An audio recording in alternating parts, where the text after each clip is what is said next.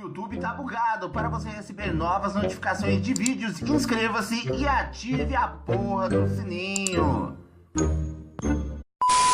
Aí, tudo bem com vocês? A imagem tá uma bosta, mas eu acho que o meu filho resolveu nascer hoje no domingão, que eu estava jogando um videogame. Eu estou correndo para lá. Estava fazendo um vídeo aqui, elaborando um vídeo, mas não dá muito tempo. Mas então eu vou passar assim meio que mastigado para vocês. Já tiveram a impressão é foda, a impressão que vocês estão sendo vigiados pelo celular, pelo seu tablet, pelo seu computador?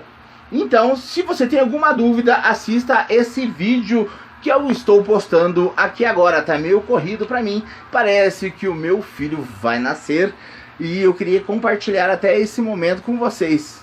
Então é isso aí, assista o vídeo. Eu sou o André e você está no canal Viajante Zero. Fui! We know that Google is tracking us. We agree to it when we set up our phones. So we wanted to figure out what exactly Google is learning about us throughout the day. So here's what we're going to do. We have two identical phones. The only difference between these two phones is this one is in airplane mode. Both of the phones lack a SIM card, and they haven't been set up to access any Wi-Fi networks. So for all intents and purposes, these phones have no connection to a data network. We're going to keep them with us throughout the day. And while I travel around DC, we're going to figure out just what Google is finding out about me. Our first stop, Sim's convenience store, just outside our Fox bureau, for a quick coffee. From there, we took a walk to the Capitol and took a quick walk around the Senate office buildings, and then decided to hop in a car and head around town. Hello. We're going to the Children's Hospital, please.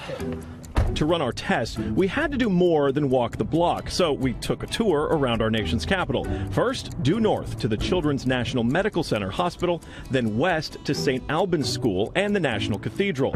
Our tour around town was a 14-mile journey that lasted more than an hour. The entire time, the phones had no access to the internet. Oh my goodness. Not a Wi-Fi connection and not any cellular data service.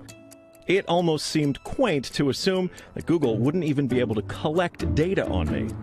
Let's head back to the bureau, my friend. Oh, that church is beautiful. Google's business model is simple. Collect data on its users and then use that data to sell targeted ads. It's a business model called surveillance capitalism. But does that critical data collection work even when your phones aren't connected? So we're back here at our Fox Bureau in DC, and we've got both of our phones exactly how we left with them. The only difference, really, I snapped a couple of bad selfies at the National Cathedral. But otherwise, they have stayed in my pocket for the entire day. So let's find out what they know. This is our man-in-the-middle device. It's basically a Wi-Fi network that these phones are going to connect to once we turn their Wi-Fi on. It's going to pass data through it on the way to Google.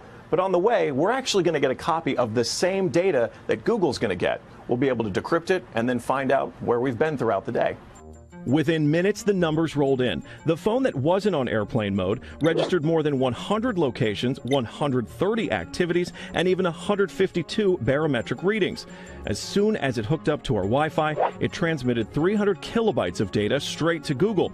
The phone even logged our exact locations, tracking us all around town, the Capitol, the hospital, the school, and the cathedral. Now, you may notice what's missing here is the exact route that we took, but it got that data too. It knows when I got out of the car. The metadata has a time log down to the very second, tracking everything when they think that you're walking, riding, and yes, even getting out of the car. Okay, so you're thinking, this isn't a big deal. I'll just put my phone in airplane mode. Yeah, we thought of that too. This is the other phone that we had with us that no SIM card also remained in airplane mode the entire time. Let's see what kind of data it captured. The phone with airplane mode activated actually logged more locations and activities than the other phone, and it also transferred hundreds of kilobytes of data to Google as soon as it was activated. The only thing that's missing from this map is our stop at the Children's Hospital, but it still knows we were there. There it is. Exiting vehicle, 100% accuracy. Through complicated user agreements and free software, Google gets users to sign away their privacy for nothing. They're even following you in the places that most people would expect total privacy: government buildings, a children's hospital, a private school, a church. Every move you make, every step you take, Google is watching you.